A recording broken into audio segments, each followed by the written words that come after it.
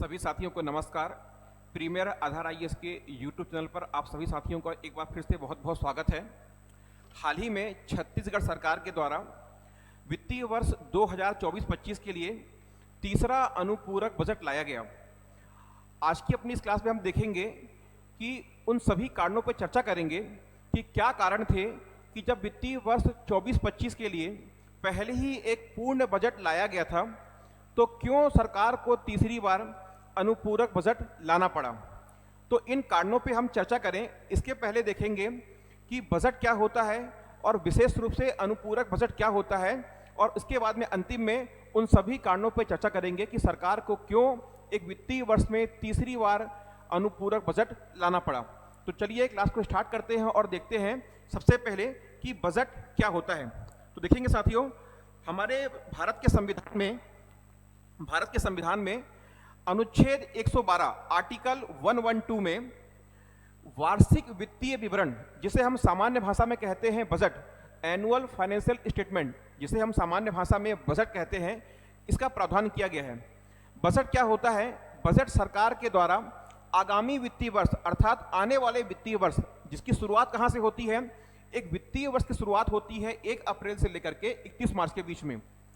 तो सरकार के द्वारा आने वाले या आगामी वित्तीय वर्ष के लिए अपनी समस्त आय और समस्त व्यय का अनुमान लगाया जाता है। तो इसमें महत्वपूर्ण क्या है? अनुमानित राशि का क्या है इसमें उल्लेख होता है। किसमें? आने वाले वित्तीय वर्ष के बजट के लिए अनुमानित राशि का उल्लेख होता है। यह क्या होता है? सरकार का बजट होता है। अब यह जो सरकार का बजट है, यह लोकसभा में या बात करें राज्य में विधानसभा में, इसको प्रस्तुत करने से लेके पारित करने के बीच में यह बजट कितनी चरणों से होकर गुजरता है, पहले इसको समझेंगे और इसके बाद में हम आएंगे अनुपूरक बजट में। तो देखेंगे साथियों, यह जो हमारा बजट होता है, बात करें केंद्रीय स्तर पर, तो केंद्रीय स्तर पर केंद्रीय वित्त मंत्री के द्वारा राष्ट्रपति की पूर्व अनुमति से केवल और सबसे पहले, क्या बोल रहा हूं मैं आपसे, केवल और सबसे पहले जो बजट होता है या वार्षिक वित्तीय विवरण होता है, यह लोकसभा में प्रस्तुत किया जाता है। तो क्या हो गया? बजट को पारित करने की जो प्रक्रिया होती है, यह बेसिकली 6 चरणों में संपन्न होती है। और इसका पहला चरण क्या होता है? इसका पहला चरण होता है बजट को प्रस्तुत करना। तो बजट पारित करने की प्रक्रिया में जो पहला स्टेप होता है वह होता है बजट को प्रस्तुत करना। केंद्रीय स्तर में केंद्रीय वित्त मंत्री राष्ट्रपति की पूर्व अनुमति से लोकसभा में, केवल लोकसभा में बजट को प्रस्तुत करता है। यह हो गया हमारा पहला चरण। फिर इसके बाद में आता है दूसरे चरण में, जो बजट को प्रस्तुत किया गया है उस पर आम चर्चा या बोले आम बहस होती है। ठीक है, तो आम चर्चा होती है और इसी चरण में साथ में होता है लेखानुदान की प्रक्रिया। यदि सरकार को आवश्यकता पड़ती है तो सरकार इस दूसरे चरण में चर्चा के साथ में लेखानुदान की मांग भी कर सकती है। लेखानुदान का मांग का मतलब क्या होता है? देखिएगा, यह जो बजट प्रक्रिया है, इसको पारित होने में, प्रस्तुत होने से पारित होने के बीच में लगभग 1 से 1.5 महीने का समय लग जाता है। क्योंकि ये बजट इतनी लंबी प्रक्रिया से होकर गुजर रहा है, तो सरकार को आने वाले वित्तीय वर्ष के लिए खर्चे की आवश्यकता पड़ती है। तो जब तक कि बजट पारित नहीं हो जाता तब तक के लिए सरकार को जिस प्रकार के या छोटी सी जो धनराशि की आवश्यकता पड़ती है, इसे हम कहते हैं लेखानुदान। और वो कहाँ, उसकी मांग कहाँ करते हैं? दूसरे चरण में, अर्थात मांग आम चर्चा के साथ में इसकी मांग की जाती है। फिर आता है तीसरे चरण। तो तीसरे चरण में क्या होता है? विभागीय समिति द्वारा, जो सरकार के विभिन्न मंत्रालय होते हैं, विभिन्न मंत्रालयों के द्वारा जो उसके जो विभाग होते हैं, उन विभागों के द्वारा आगामी वर्ष में खर्च की राशि के लिए क्या है? अनुदान मांग की जाती है। तो यह जो मांग की जा रही है विभागों के द्वारा या कहें मंत्रालय के द्वारा, तो जो विभागीय समितियां होती हैं या बात करें संसदीय समितियां होती हैं, इन अनुदान मांगों की जांच करती है कि इनको यह अनुदान देना है या नहीं देना है। फिर आता है इसका चौथा चरण। तो चौथे चरण में क्या होता है? यह जो अनुदान मांगों की जांच हो गई, जांच होने के बाद में चौथे चरण में होता है जो अनुदान मांग थी उन पर मतदान होता है कि इनको पारित करना है या नहीं करना, किनको? अनुदान मांगों को। और इसी चौथे चरण में एक महत्वपूर्ण प्रक्रिया होती है, इसको हम बोलते हैं कट मोशन, कटौती प्रस्ताव। तो जो कटौती प्रस्ताव होता है वह भी इसी चौथे चरण में आता है, अनुदान मांगों पर मतदान के साथ में। फिर इसके बाद में आता है 5वां और 6वां चरण। यह जो 5वां और 6वां चरण होता है, यह पूरी बजट को पारित करने की प्रक्रिया का सबसे महत्वपूर्ण भाग होता है। 5वें चरण में होता है विनियोग विधेयक को पारित करना। विनियोग विधेयक क्या होता है? सरकार बजट के माध्यम से जितनी भी राशि खर्च करती है वह भारत की संचित निधि से करती है, और जो विनियोग विधेयक होता है उसका संबंध होता है भारत की संचित निधि से धन निकालने के संबंध में। अर्थात सरकार को जितना भी पैसा खर्च करना है विभिन्न सेवाओं में या विभिन्न योजनाओं में या सरकारी कार्यों में, तो वह जितना भी पैसा खर्च होता है, वो जितनी भी धनराशि खर्च होती है, वो सब की सब कहाँ से आती है? सरकार के संचित निधि से आती है। और संचित निधि से धन निकालने के लिए जो विधेयक होता है उसको हम बोलते हैं विनियोग विधेयक। तो विनियोग विधेयक यदि पारित नहीं हो पाएगा तो आपका बजट कभी भी पारित नहीं हो पाएगा। और छठवां और अंतिम चरण होता है वित्त विधेयक का पारित होना। वित्त विधेयक क्या होता है? बजट के संबंध में वित्त विधेयक होता है कि सरकार यदि कोई नए कर व्यवस्था को लाना चाहती है, अर्थात मौजूदा कोई कर व्यवस्था है उसके अतिरिक्त सरकार किसी प्रकार की नई कर व्यवस्था को प्रारंभ करना चाहती है, या तो वर्तमान में जो भी कर की दर है उसमें किसी प्रकार का परिवर्तन करना चाहती है, और या बात कर लें कि किसी प्रकार की कर व्यवस्था को समाप्त करना चाहती है, तो किसी भी प्रकार की कर व्यवस्था में परिवर्तन किस विधेयक के माध्यम से होता है? तो बताएंगे वित्त विधेयक के माध्यम से होता है। यदि विनियोग विधेयक और वित्त विधेयक सरकार के इस बजट सत्र में पारित नहीं हो पाता है तो बजट भी पारित नहीं कहलाता है, और सरकार ऐसी स्थिति में अपना बहुमत खो देती है और सरकार भंग हो जाती है। तो पूरे के पूरे बजट को पारित करने में सबसे महत्वपूर्ण भाग होता है विनियोग विधेयक का पारित होना और वित्त विधेयक का पारित होना। यह हम कह सकते हैं कि यदि विनियोग विधेयक और वित्त विधेयक पारित होता है तभी बजट पारित कहलाता है। तो यह तो हमने क्या देख लिया कि बजट क्या होता है और बजट को पारित करने की प्रक्रिया क्या क्या होती है, वह कितने चरणों से होके गुजरता है। आइए आगे देखते हैं इसके बाद में कि जो हमारा बजट है, इस बजट में जितनी भी धनराशि का आवंटन होता है उसके अतिरिक्त जो मांगे होती है उनको हम क्या बोलते हैं, और उन मांगों को किस प्रकार से संसद के समक्ष रखा जाता है। तो ध्यान देंगे क्या कह रहा है यहां पास में, देखिएगा।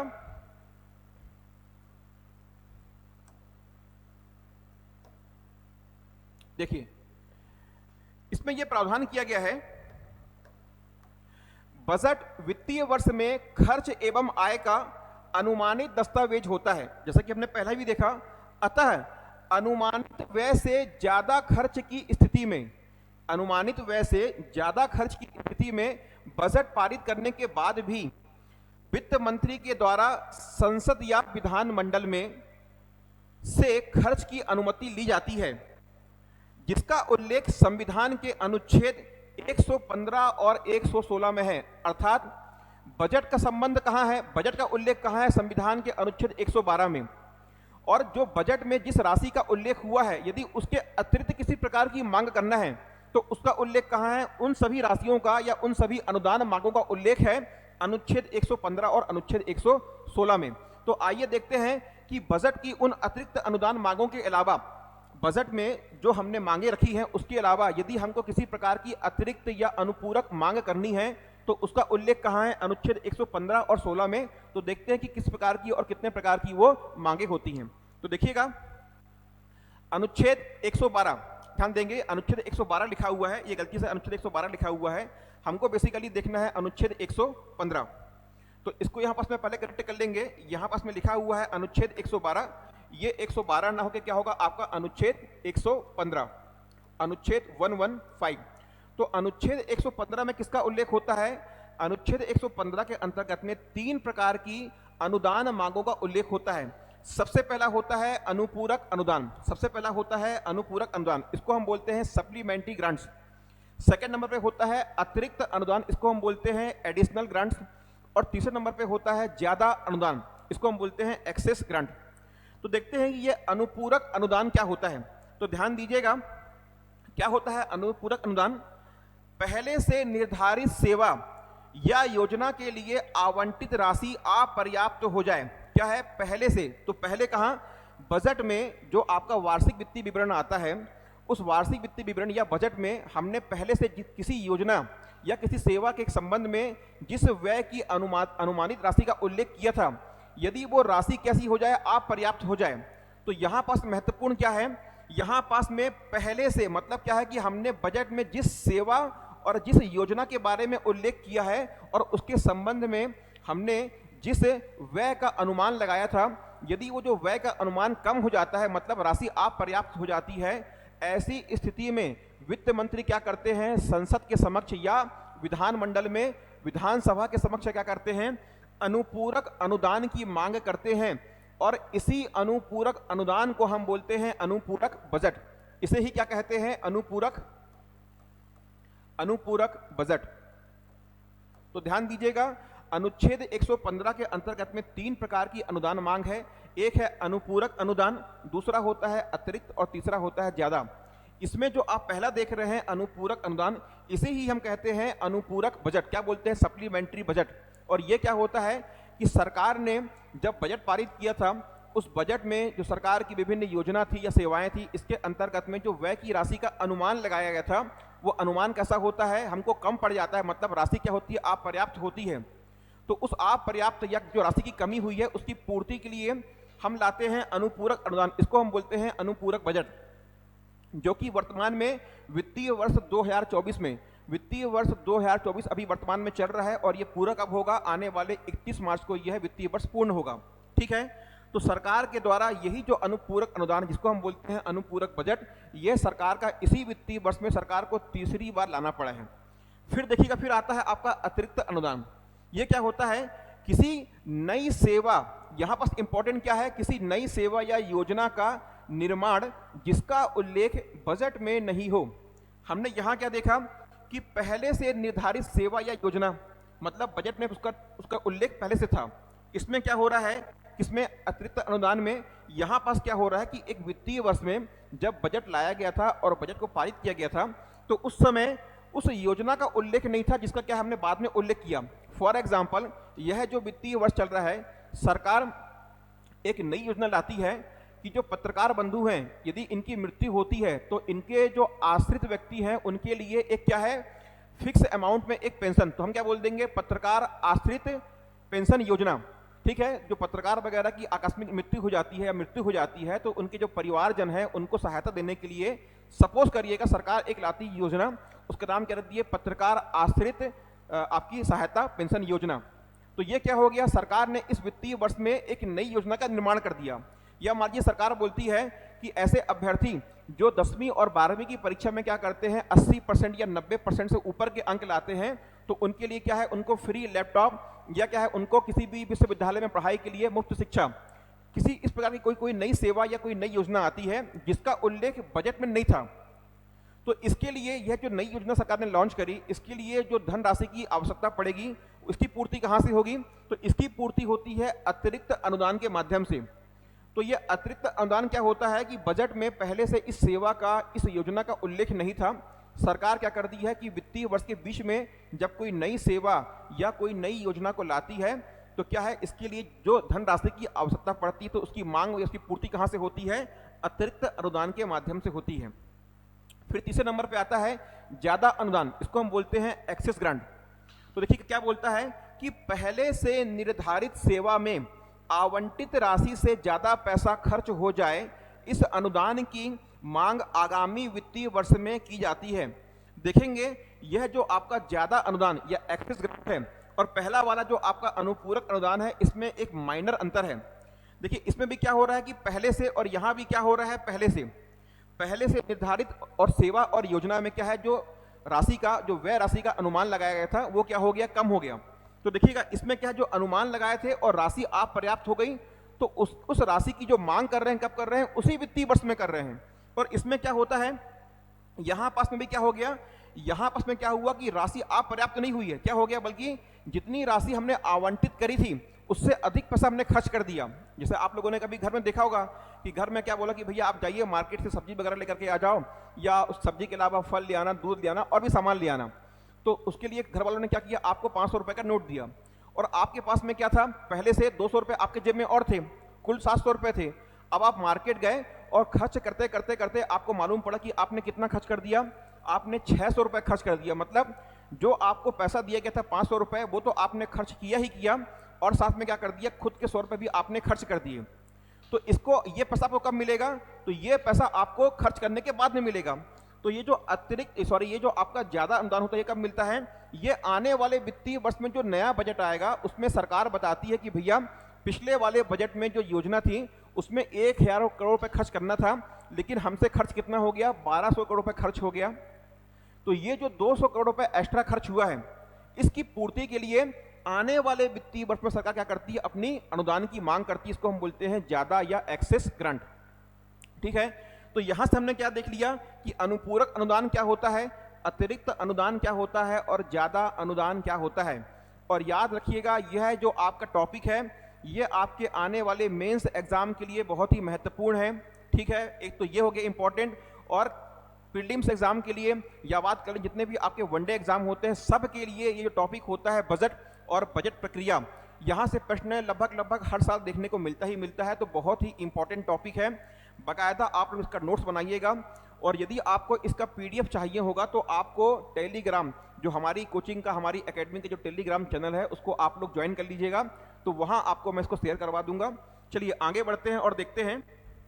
देखिएगा, इसके बाद में आता है अंतिम, जो हम स्टार्टिंग में देखे थे कि क्या कारण है कि सरकार को, छत्तीसगढ़ शासन को एक ही वित्तीय वर्ष में एक बार, जबकि पहले हम क्या ला चुके थे, एक पूर्ण बजट को ला चुके थे, उसके बावजूद सरकार को 3 बार क्या लाना पड़ गया, अनुपूरक बजट को लाना पड़ा। तो देखिएगा, सबसे पहले ये समझते हैं कि कितनी बार अनुपूरक बजट आए, तो हम बताएंगे 3 बार क्या आ रहे हैं, अनुपूरक बजट आ रहे हैं। तो देखिएगा, बोल रहा है आपसे यहां से कि छत्तीसगढ़ में वित्तीय वर्ष 2024-25 में तृतीय अनुपूरक बजट को प्रस्तुत किया गया और इसे पारित भी कर दिया गया। तो 24 फरवरी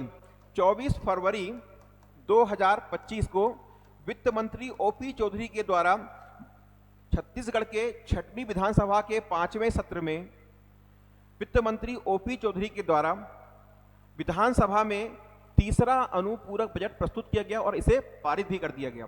ठीक है, तो देखते हैं वित्तीय वर्ष 2024-25 में जो बजट का प्रावधान था, यहां पास में जो आप देख रहे हैं बजट, इसका मतलब क्या है, सरकार जब वित्तीय वर्ष 24-25 के लिए बजट लाई थी, अर्थात क्या है, आपका मुख्य बजट या आपका क्या है, मेन बजट, वो कितने का था, वो था 1,47,446 करोड़। ध्यान दीजिएगा, यहां पास में रुपए नहीं है, क्या है, यहां पास में करोड़ रुपए है। 1,47,446 करोड़ रुपए का क्या आया था, बोलिए, यहां से आपका वित्तीय वर्ष 2024-25 के लिए बजट आया था। फिर क्या होता है कि यह धनराशि कम पड़ती है और इसी वित्तीय वर्ष में 24-25 में सरकार 3 बार क्या लाती है, अनुपूरक बजट। पहली बार कब आता है, जो पहला अनुपूरक बजट आता है वह कितनी राशि के लिए आता है, वह आता है 7,329 करोड़ रुपए के लिए। यह डेटा बहुत महत्वपूर्ण है, आगामी जो मेंस के एग्जाम होना है वहां पास में ये प्रश्न बनता है, तो आपको ये डेटा याद होना ही चाहिए। ठीक है, तो ये क्या हो गया, जो पहला अनुपूरक बजट आया था वह कितनी राशि का था, तो 7,329 करोड़ रुपए की राशि का था। फिर जो दूसरा अनुपूरक बजट आया वह था 805 करोड़ रुपए की राशि का, और तीसरा अनुपूरक जो कि कब आया है, आपका 24 फरवरी 2025 को आया है, और यह आया है 19,762 करोड़ रुपए के लिए। मतलब यहां से यह है कि जो वित्तीय वर्ष 2024-25 में जो 3 अनुपूरक बजट आते हैं, तो सबसे बड़ा कौन सा था, ये तीसरे नंबर का था, और कितना था, 19,762 करोड़ रुपए। और ध्यान देंगे, यह आंकड़ा कैसा है, लगभग है, इसके आगे क्या है, और भी राशि है, लेकिन वो क्या है, लाख रुपए में है, वो इंपॉर्टेंट नहीं है। तो बेसिकली क्या है, 19,762 करोड़ रुपए का बोलिए क्या है, लगभग ये आपका तीसरा अनुपूरक बजट लाया गया है। तो ये तो हमने क्या देखा कि कितनी बार लाया गया और कितने कितने रुपए का लाया गया। हमको जानना यह है कि ऐसे कौन से कारण है कि सरकार को अनुपूरक बजट लाना पड़ा।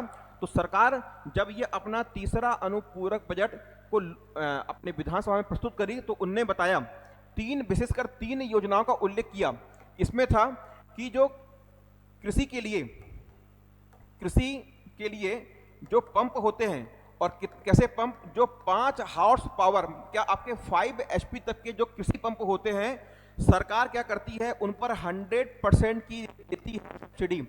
मतलब क्या है कि ऐसे कृषि पंप जो जिनकी क्षमता कितनी है, 5 हॉर्स पावर, मतलब क्या है, 5 हॉर्स पावर, तो उस पर जो बिजली का बिल आता है, तो सरकार क्या करती है, उसको 100% उस पर छूट देती है। तो इसके लिए मतलब क्या है, आपका इस योजना के लिए सब्सिडी। इसके बाद में जो हमारे छत्तीसगढ़ में चल रही है बिजली बिल हाफ योजना, तो इस राशि के लिए क्या है, इस योजना के लिए भी जो पहले से आवंटित राशि थी, जो अनुमानित राशि थी, वो भी क्या हो गई, कम पड़ गई। तो इसके लिए अतिरिक्त राशि की मांग की गई। और इसके बाद में शहीद वीर नारायण आयुष्मान जो योजना है, इसके लिए भी क्या सरकार ने, इस योजना के अंतर्गत में सरकार ने अतिरिक्त राशि की मांग की है।